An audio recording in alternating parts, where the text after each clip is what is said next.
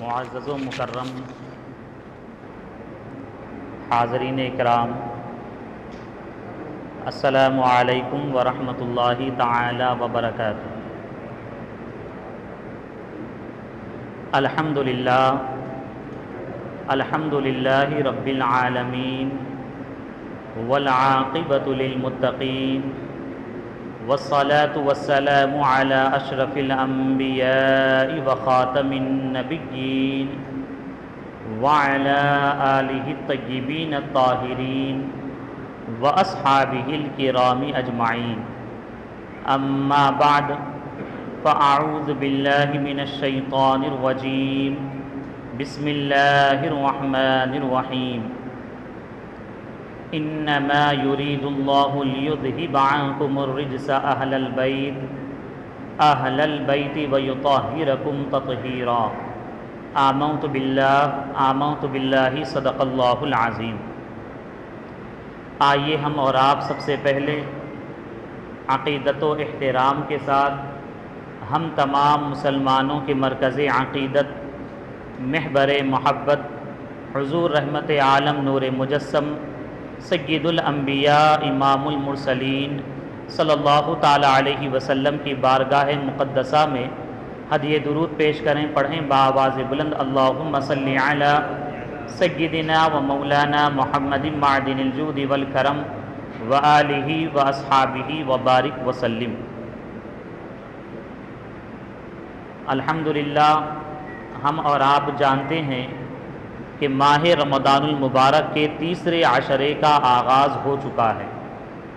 2 عشرے ہم سے رخصت ہو چکے ہیں، تیسرا عشرہ ہے جس کے بارے میں ہمارے نبی صلی اللہ تعالی علیہ وسلم نے ارشاد فرمایا کہ تیسرا عشرہ یہ جہنم سے آزادی کا عشرہ ہے۔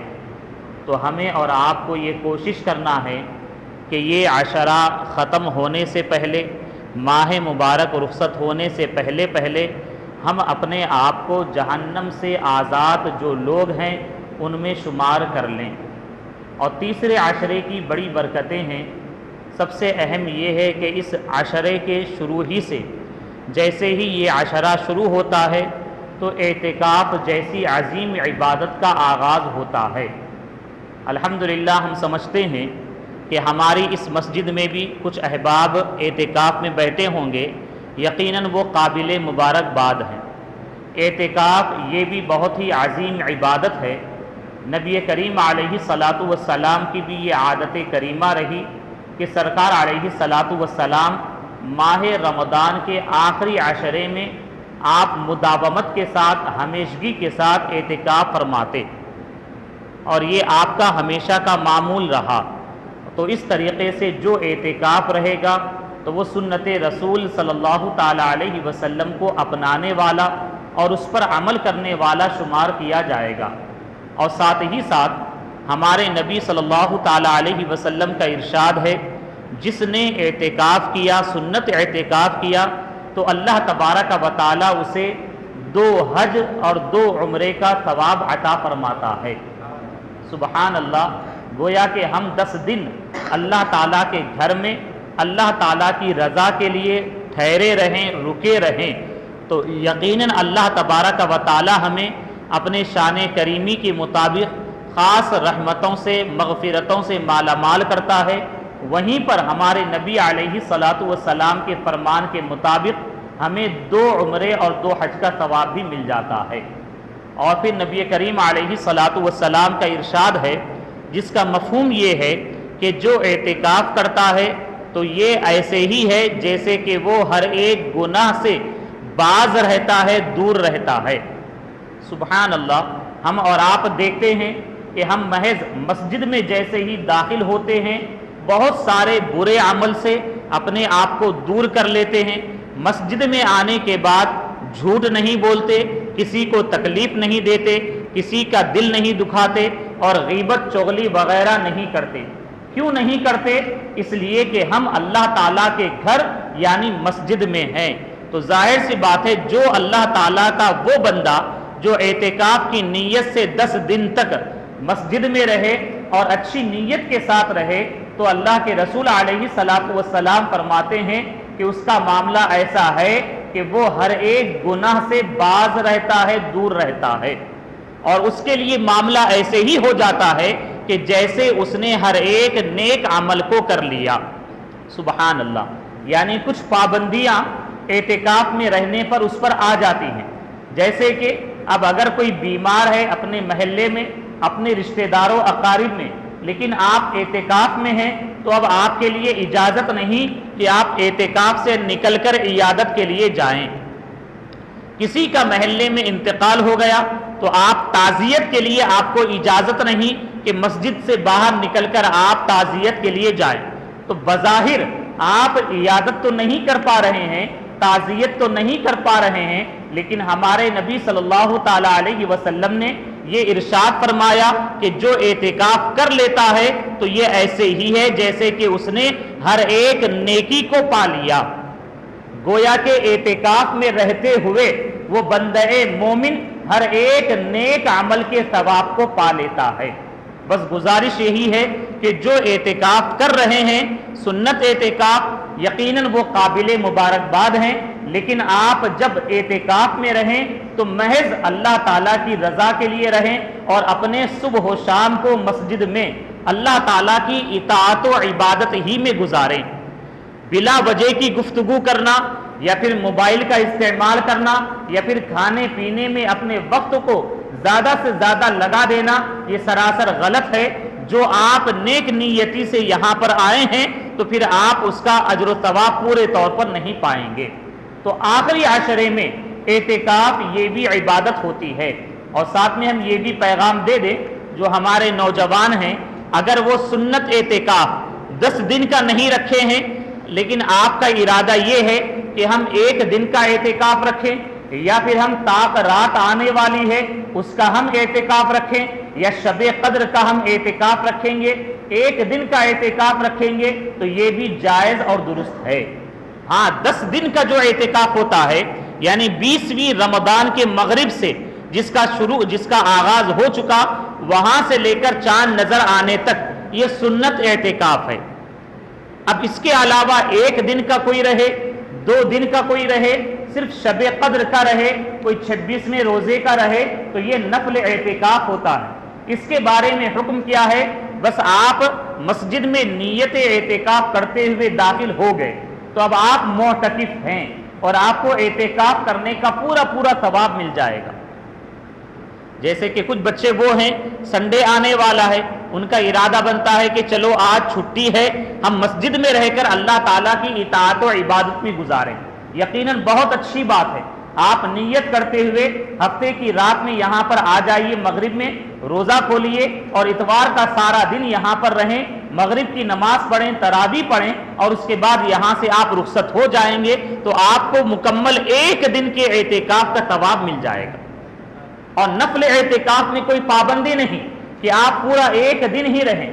اگر آپ چاہیں کہ میں صبح سے لے کر رات تک رہوں گا، یا نماز ظہر سے لے کر مغرب تک رہوں گا، یا پھر عصر اور مغرب کے درمیان، یعنی جتنی دیر بھی آپ اعتکاف کی نیت سے مسجد میں آئے اور جب تک بیٹھے رہے اعتکاف کی نیت میں اگر آپ ہیں تو آپ معتکف ہیں۔ آپ اٹھ کر یہاں سے باہر چلے گئے تو آپ کا اعتکاف، نفلی اعتکاف ٹوٹ گیا، یعنی ختم ہو گیا وہیں پر، اور آپ کو جتنا یہاں پر بیٹھے تھے ثواب مل گیا۔ اب پھر آپ باہر نکل گئے، اعتکاف ختم ہو گیا، پھر آپ پھر اندر داخل ہوئے اعتکاف کی نیت سے، پھر آپ کا اعتکاف شروع ہو جائے گا۔ لیکن سنت اعتکاف میں ایسا نہیں ہوتا ہے۔ اگر آپ سنت اعتکاف کی نیت سے ہیں، مسجد کے باہر بغیر کسی عذر شرعی کے نکل گئے تو پھر آپ کا اعتکاف ٹوٹ جائے گا، اب آپ اعتکاف کو اپنے مکمل نہیں کر سکتے ہیں۔ تو آپ میں سے جو احباب نفلی اعتکاف کا ارادہ رکھتے ہیں، یقیناً وہ اعتکاف کی نیت سے مسجد میں رک سکتے ہیں، ٹھہر سکتے ہیں، لیکن مسجد کا ادب بہت ہی ضروری اور لازم ہے۔ اپنے شور شرابے سے، اپنے آوازوں سے، یہاں تک کہ علماء نے، فقہاء نے یہ فرمایا ہے کہ جائز بات کرنا، ہم آپس میں جائز گفتگو کرتے ہیں، مباح بات کرتے ہیں، یہ کرنا بھی مکروہ ہے، مکروہ تحریمی ہے۔ اگر آپ جائز بات بھی مسجد میں کریں گے، یہ بھی آپ کے لیے گناہ کا عمل ہو جائے گا اور آپ کی نیکیاں ختم کرنے والا ہوگا۔ تو مسجد میں رہتے ہوئے صرف اور صرف عبادت کریں، دنیا کی گفتگو نہ کریں اور بلا وجہ کے شور شرابہ نہ کریں، مسجد کا احترام باقی رکھیں، یقیناً آپ پورے طور پر ثواب پانے والے ہوں گے۔ اور ساتھ ہی ساتھ یہ آخری عشرہ وہ عشرہ ہے جن میں طاق راتیں آتی ہے، اور ان طاق راتوں میں ہمارے نبی صلی اللہ تعالی علیہ وسلم نے فرمایا کہ تم شب قدر کو تلاش کرو۔ سرکار علیہ الصلوۃ والسلام کا فرمان ہے تحروا لیلۃ القدر فی الوتر من العشر الاواخر من رمضان، کہ تم لوگ رمضان کے آخری عشرے کی طاق راتوں میں، آخری عشرے کی طاق راتوں میں شب قدر کو تلاش کرو۔ تو اب 21ویں شب یہ تو گزر چکی، آج کی جو رات آئے گی یہ 23ویں ہے، دوسری طاق رات ہوگی، اور 25ویں یہ تیسری طاق رات ہے، 27ویں یہ شب قدر ہے، چوتھی طاق رات ہے، اور 5ویں 29ویں طاق رات جو 28 کا روزہ مکمل کرنے کے بعد آتی ہے، یہ 5ویں طاق رات ہوتی ہے۔ تو سرکار نے فرمایا کہ یہ 5 طاق راتیں یہ ممکنہ شب قدر ہیں۔ ہاں ہمارے علماء نے اور اولیاء اکرام نے قرائن سے یہ معلوم کیا کہ 27ویں شب جو ہوتی ہے یہ شب قدر ہوتی ہے، لیکن ہمیں چاہیے کہ یہ باقی جو 4 طاق راتیں ہیں ان کا بھی ہم اہتمام کریں، اور اس میں بھی زیادہ سے زیادہ اپنی استطاعت کے مطابق نیک اعمال کرتے ہوئے رات گزاریں۔ اب ہمارے احباب کا، نوجوانوں کا یہ سوال بھی ہوتا ہے کہ طاق راتوں میں ہمیں کون سا عمل کرنا چاہیے، شب قدر میں ہمیں کون سا عمل کرنا چاہیے۔ تو آپ یہ بھی سماعت کرتے چلیں کہ یقیناً ہمیں نماز عشاء پڑھنا ہے باجماعت، اور اس کے بعد نماز تراویح پڑھنا ہے۔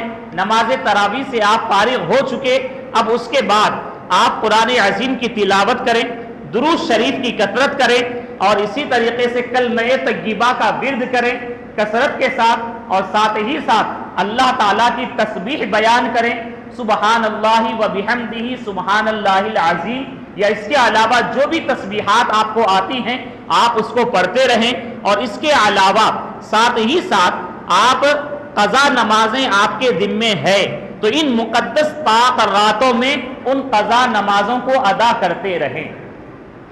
بہت سارے لوگ نوافل کے بارے میں پوچھتے ہیں کہ اس رات میں کون سی نفل نمازیں پڑھنا ہے، اس کا کتنا ثواب ہے، اور دیکھتے ہیں کہ کس کا جتنا ثواب ہوگا اس کو ہم پڑھیں گے۔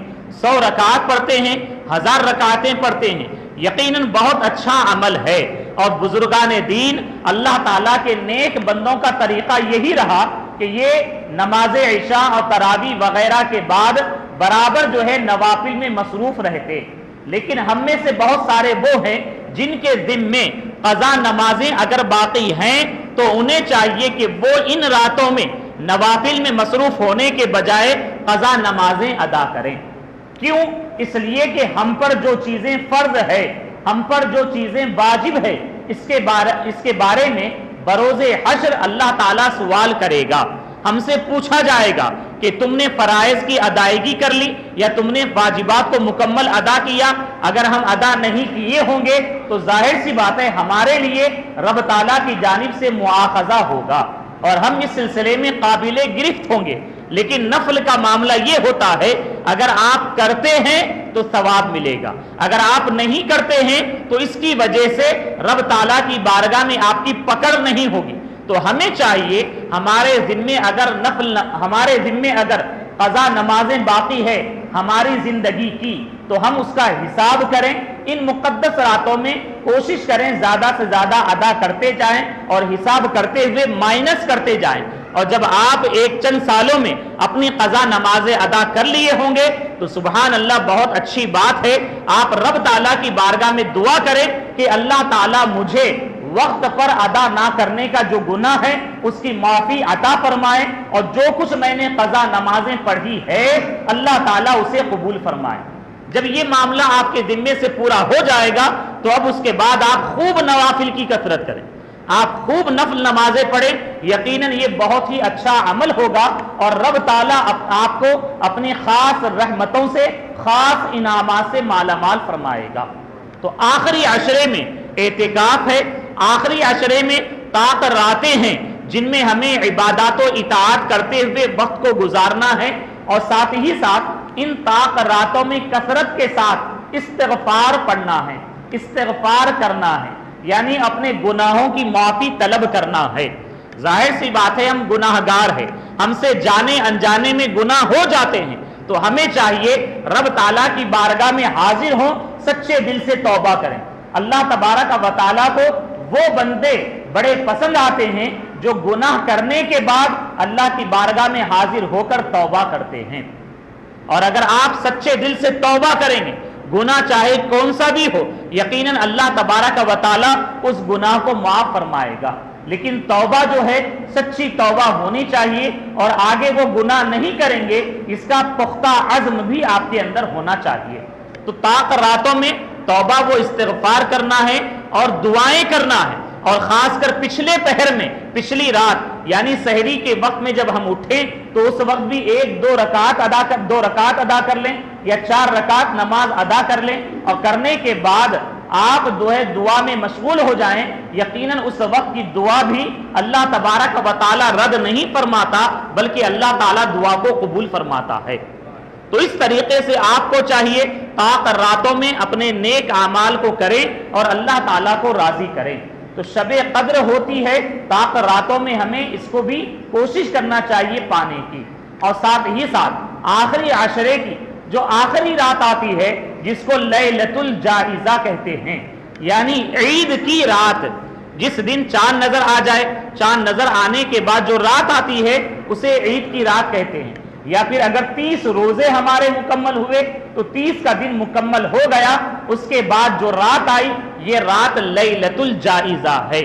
یہ رات بھی اللہ تعالیٰ کی بارگاہ میں بڑی فضیلت والی رات ہے، تو ہمیں چاہیے کہ اس رات کو بھی نہ گوائیں، شاپنگ کے نام پر یا عید کے دن کی تیاری کے نام پر ساری رات بازاروں میں نہ گھومیں، ساری رات سڑکوں پر وقت نہ گزاریں، بلکہ اپنی ضرورت کا جو سامان ہے وہ خرید لیں، ضرورت پوری کر لیں، اور اس کے بعد کچھ دیر آئیں، آ کر مسجد میں اپنے وقت کو گزاریں، اپنے گھر میں عبادات و اطاعت میں گزاریں، اللہ تعالیٰ کی بارگاہ میں روئیں، گڑ گڑائیں اور توبہ کریں، اور رب تعالیٰ کی بارگاہ میں دعا کریں، اے رب تبارک و تعالیٰ ماہ رمضان تو نے عطا کیا اور ہم نے کما حق اس کا حق تو ادا نہ کیا، لیکن ہم نے جو کچھ بھی نیک عمل کیا ہے اپنے پیارے حبیب کے طفیل اسے قبول فرما لے اور بخشے ہوئے بندوں میں ہمیں شمار فرما لے۔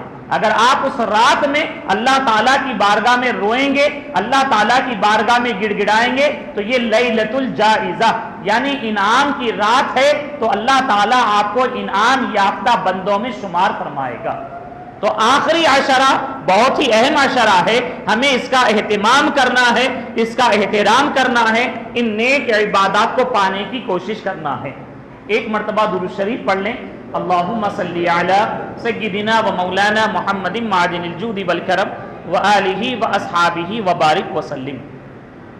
جیسا کہ ہم نے پچھلے جمعہ میں کہا تھا اور اتوار کے دن بھی کہا تھا کہ آج کے دن انشاءاللہ عز و جل مولا علی مشکل کشا حیدر کرار رضی اللہ تعالی عنہ کے کچھ فضائل کو بیان کریں گے۔ چونکہ یہ عشرے کے تعلق سے عوام کو اہم پیغام دینا ضروری رہا، تو ہم نے ابتدائی خطبے میں، ابتدائی تقریر میں جو اہم پیغام اس عشرے کا رہا اسے ہم نے بیان کر دیا ہے۔ 21 رمضان المبارک جو کل کا روزہ گزرا ہمارا، یہ 21 تاریخ رہی، اور آج ہم 22واں روزہ ادا کر رہے ہیں۔ یقیناً اللہ تعالیٰ کے نیک بندوں کا ذکر آپ جب بھی کریں یہ اللہ تعالیٰ کی بارگاہ میں محمود ہے، پسندیدہ عمل ہے۔ یقیناً جب اللہ تعالیٰ کے نیک بندوں کا ذکر ہوتا ہے تو اللہ تعالیٰ کی رحمتوں کا نزول ہوتا ہے۔ اور پھر مولا علی مشکل کشا، سبحان اللہ، آپ تو وہ ذات ہیں کہ آپ کے در سے ولایت تقسیم ہوتی ہے، اور اولیاء اللہ جو بھی فیض پاتے ہیں مولا علی رضی اللہ تعالیٰ عنہ کے در سے پاتے ہیں۔ سبحان اللہ، مولا علی رضی اللہ تعالیٰ عنہ کا نام مبارک ہم اور آپ جانتے ہیں۔ علی آپ کا نام ہے، آپ کے والد کا نام ابو طالب ہے، اور آپ کی والدہ کا نام فاطمہ بنت اسد ہے۔ علی رضی اللہ تعالیٰ عنہ کے بہت سارے القابات ہیں، اور جیسے کہ آپ اور ہم جانتے ہیں کہ آپ کا لقب حیدر کرار ہے، اور حیدر کرار کا مطلب کیا ہے؟ حیدر کا معنی ہوتا ہے شیر، کرار کا مطلب ہوتا ہے پلٹ پلٹ کر وار کرنے والا شیر، اور مولا علی رضی اللہ تعالیٰ عنہ کی شان یہ تھی کہ آپ جس جنگ میں بھی شریک ہوتے، آپ کے مقابل جو بھی آتا وہ ٹھہر نہ پاتا، بلکہ آپ ایسا وار کرتے کہ اسی ایک وار کے بدلے میں وہ زمین پر چت ہو جاتا۔ مولا علی رضی اللہ تعالیٰ عنہ کا لقب جہاں حیدر کرار ہے، وہیں پر آپ کا لقب مشکل کشا ہے۔ کیا ہے؟ مشکل کشا۔ بولیے، آواز سے بولیے، مشکل کشا۔ سبحان اللہ۔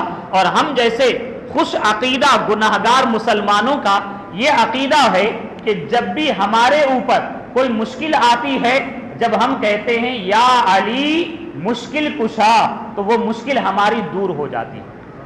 سبحان اللہ، بولیے سبحان اللہ۔ یقیناً آپ کا عقیدہ مولا علی رضی اللہ تعالی عنہ کے ساتھ جتنا مضبوط ہوگا، اللہ تعالیٰ اتنی ہی آپ کو آسانی عطا فرمائے گا۔ یقیناً حقیقی طور پر مشکل کو حل کرنے والی ذات جو ہے یہ اللہ تعالیٰ کی ذات ہے، لیکن اللہ تبارک و تعالیٰ جو مشکل میں آسانی عطا فرماتا ہے تو ہمارے لیے ان نیک بندوں کے وسیلے اور واسطے سے آسانی عطا فرماتا ہے۔ تو جب ہم اور آپ مشکل میں نیک بندوں کو اور خاص کر مولا علی رضی اللہ تعالیٰ عنہ کو یاد کرتے ہیں تو اللہ تعالیٰ مشکل کو دور فرماتا ہے اور ہمارے لیے آسانی عطا فرماتا ہے۔ اور مولا علی رضی اللہ تعالیٰ عنہ کی کنیت جو ہے ابو الحسن بھی ہے، اور ساتھ میں آپ کی ایک کنیت ابو تراب بھی ہے۔ ابو تراب کا مطلب کیا ہے؟ مٹی والا۔ ایک مرتبہ ہمارے نبی صلی اللہ تعالیٰ علیہ وسلم اپنی شہزادی خاتون جنت رضی اللہ تعالی عنہا کے گھر تشریف لے گئے۔ سرکار علیہ الصلوۃ والسلام نے پوچھا کہ بیٹی علی کہاں پر ہے، آپ کے چچا زاد کہاں پر ہے؟ تو فاطمہ رضی اللہ تعالی عنہا نے فرمایا کہ وہ مجھ سے کچھ ناراض ہو کر مسجد میں تشریف لے گئے ہیں یا کہیں باہر تشریف لے گئے۔ تو ہمارے نبی صلی اللہ تعالی علیہ وسلم کسی کو بھیجتے ہیں، تلاش کرنے کا حکم دیتے، تو وہ تلاش کر کے واپس تشریف لاتے اور کہتے کہ یا رسول اللہ علیہ الصلوۃ والسلام، مولا علی رضی اللہ تعالی عنہ مسجد نبوی میں ہے۔ سرکار علیہ الصلوۃ والسلام آپ مسجد نبوی میں تشریف لے جاتے اور علی رضی اللہ تعالی عنہ مسجد کی زمین پر لیٹے ہوئے ہوتے، اور اس انداز میں لیٹتے کہ آپ کے پشت سے، آپ کے پیٹھ سے چادر شریف ہٹ جاتی اور آپ کی پیٹھ پر مٹی لگی ہوئی ہوتی۔ سرکار علیہ الصلوۃ والسلام قریب ہوتے، قریب ہو کر فرماتے قم یا ابا تراب، قم یا ابا تراب، اے ابو تراب کھڑے ہو جاؤ، اے ابو تراب کھڑے ہو جاؤ، اے مٹی والے۔ کیوں؟ اس لیے کہ آپ کی پیٹھ پر سرکار دیکھتے کہ مٹی لگی ہوئی ہے، تو جیسے ہی آپ دیکھتے تو سرکار کی زبان اقدس سے یہ کلمات نکل جاتے، اے ابو تراب کھڑے ہو جاؤ۔ تو مولا علی رضی اللہ تعالی عنہ فرماتے ہیں کہ مجھے ابو تراب جب کوئی کہتا ہے تو بہت اچھا لگتا ہے۔ سبحان اللہ۔ کیوں؟ یہ ہمارے نبی صلی اللہ تعالی علیہ وسلم نے کنیت آپ کو عطا فرمائی۔ مولا علی رضی اللہ تعالی عنہ وہ عظیم ذات کا نام ہے کہ ہمارے نبی صلی اللہ تعالی علیہ وسلم کے آپ داماد ہیں، اور سرکار علیہ الصلوۃ والسلام نے فرمایا کہ ہر نبی کی ذریت، اولاد، ہر نبی کی ذریت جو ہے انہی کی پشت سے آگے بڑھی ہے، لیکن میری ذریت علی سے آگے بڑھی ہے۔ سبحان اللہ۔ مولا علی رضی اللہ تعالی عنہ وہ ہیں کہ آپ حسنین کریمین رضی اللہ تعالی عنہما کے بابا جان ہے، اور مولا علی رضی اللہ تعالی عنہ کی عظمت و شان کا معاملہ اتنا اعلیٰ ہے کہ مولا علی رضی اللہ تعالی عنہ کے بارے میں ہمارے نبی صلی اللہ تعالی علیہ وسلم نے ارشاد فرمایا علی منی وانا منہ، علی مجھ سے ہیں اور میں علی سے ہوں۔ سبحان اللہ۔ اور علی رضی اللہ تعالی عنہ کے بارے میں ہمارے نبی صلی اللہ تعالی علیہ وسلم نے فرمایا کہ انا مدینۃ العلم وعلی بابھا، اور ایک روایت میں ہے کہ انا دار الحکمہ وعلی بابھا، کہ میں علم کا شہر ہوں اور علی اس کا دروازہ ہے۔ سبحان اللہ۔ اللہ تبارک و تعالیٰ نے علم کا بھی بہت بڑا حصہ آپ کو عطا فرمایا تھا۔ مولا علی رضی اللہ تعالی عنہ وہ ہیں جن کے بارے میں ہمارے نبی صلی اللہ تعالی علیہ وسلم نے ارشاد فرمایا من کنت مولاہ فعلی مولا، کہ میں جس کا مولا ہوں علی اس کے مولا ہیں۔ سبحان اللہ. مولا کے معنی کیا ہوتے ہیں؟ مددگار. اور یقیناً ہمارے علی رضی اللہ تعالی عنہ ہمارے مددگار ہیں. بس یہ ہے کہ ہم اور آپ علی رضی اللہ تعالی عنہ سے سچے دل سے عقیدت رکھیں اور سچی محبت رکھیں، یقیناً وہ ہماری مدد فرماتے ہیں. اور پھر مولا علی رضی اللہ تعالی عنہ کے بارے میں ہمارے نبی صلی اللہ تعالی علیہ وسلم نے یہ بھی فرمایا کہ علی سے محبت وہی کرتا ہے جو مومن ہے. سبحان اللہ. علی سے محبت وہی کرتا ہے جو مومن ہے، اور علی سے بغض و عداوت وہی کرتا ہے جو منافق ہے.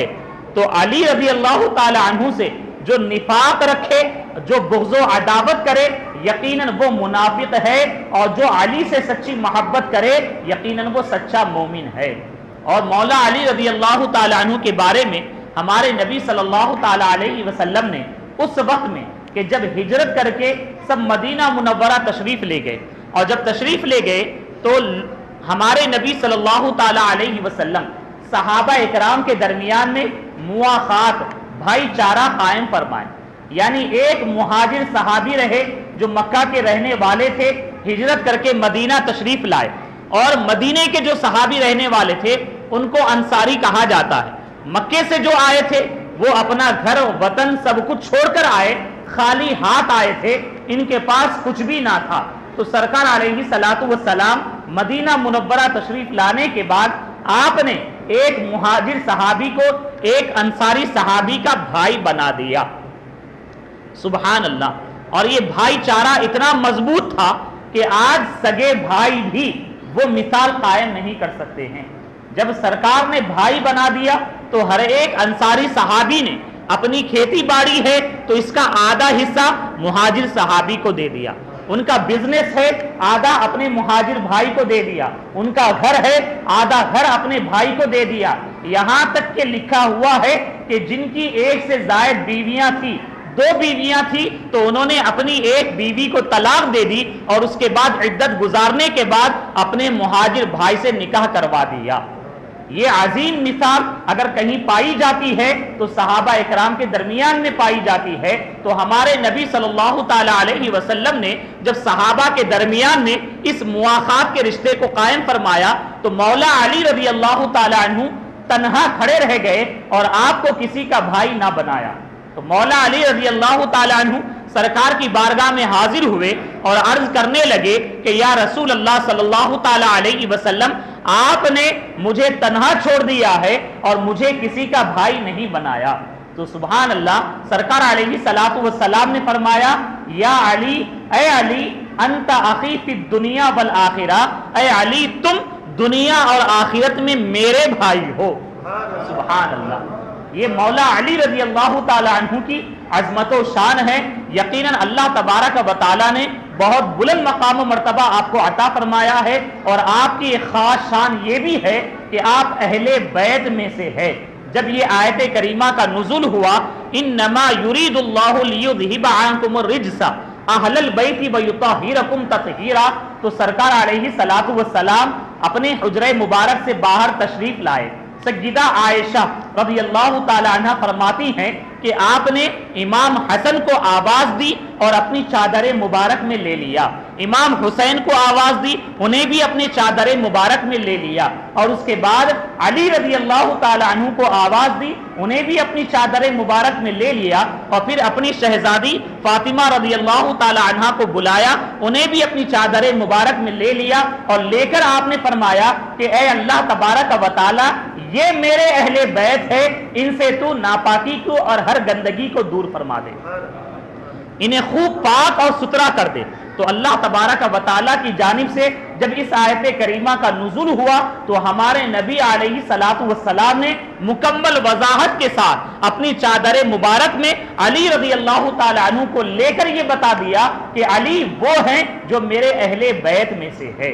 تو سبحان اللہ، علی رضی اللہ تعالی عنہ اہل بیت میں بھی ہے، اور آپ یہ بھی سن لیں صحابہ میں بھی ہے، اور آپ چوتھے خلیفہ راشد ہیں، اور یقیناً عثمان غنی رضی اللہ تعالی عنہ کے بعد آپ خلیفہ بنائے گئے، اور آپ نے بہترین انداز میں خلافت کی ذمہ داری کو سنبھالا، اور تقریباً 19 رمضان المبارک کو ایک گمراہ، ظالم، بدبخت عبد الرحمن ابن ملجم اس ظالم شخص نے آپ پر نماز فجر میں قاتلانہ حملہ کیا اور اسی حملے کی وجہ سے مولا علی رضی اللہ تعالی عنہ کی شہادت 21 رمضان المبارک کو واقع ہوئی۔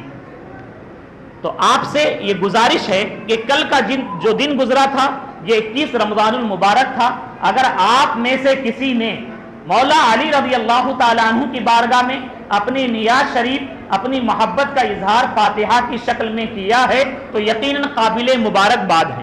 اگر کسی وجہ سے نہیں کر پائے، یاد نہیں تھا، تو آج کے دن بھی آپ مولا علی رضی اللہ تعالی عنہ کی بارگاہ میں خراج عقیدت و محبت ضرور پیش کریں۔ یقیناً مولا علی رضی اللہ تعالی عنہ بڑی شان والے ہیں، دنیا میں بھی اللہ تبارک و تعالیٰ نے بڑی عظمت آپ کو عطا فرمائی اور آخرت میں بھی اللہ تبارک و تعالیٰ آپ کو بڑی بلندی عطا فرمائے گا، اور آج ہم انہیں یاد کریں گے تو بروز حشر مولا علی رضی اللہ تعالی عنہ اپنے غلاموں میں اگر ہمیں قبول فرما لیں گے تو ہماری آخرت بھی انشاءاللہ کامیاب ہو جائے گی۔ آخر میں یہی اعلان ہے کہ آپ تمامی احباب جانتے ہیں ماہ رمضان المبارک رخصت ہو رہا ہے، تو آپ تمامی احباب اپنے اپنے جو زکوٰۃ ادا کرنا ہے اچھی طریقے سے حساب کریں، زکوٰۃ ادا کریں۔ انشاءاللہ عز و جل آئندہ جمعہ ہم صدقہ فطر کے تعلق سے بھی بیان کریں گے، تو آپ اس کا بھی خیال کریں، اور ساتھ ہی ساتھ آپ کے جو بھی نیک اعمال ہے اللہ تعالیٰ کی رضا کے لیے آپ برابر کرتے رہیں۔ مسجد کا جیسے کہ تعمیری کام چل رہا ہے تو آپ سے جو ہو سکتا ہے، جو بن پڑتا ہے، یقیناً آپ اس میں بھی تعاون کریں۔ اللہ تبارک و تعالیٰ کی بارگاہ میں دعا ہے اللہ تعالیٰ آپ کو دونوں جہاں کی برکتوں رحمتوں سے مالا مال فرمائے۔ وما علینا الا البلاغ۔ السلام علیکم ورحمۃ اللہ تعالیٰ وبرکاتہ۔ جو حضرات سنت ادا نہ کی ہو سنت ادا کریں۔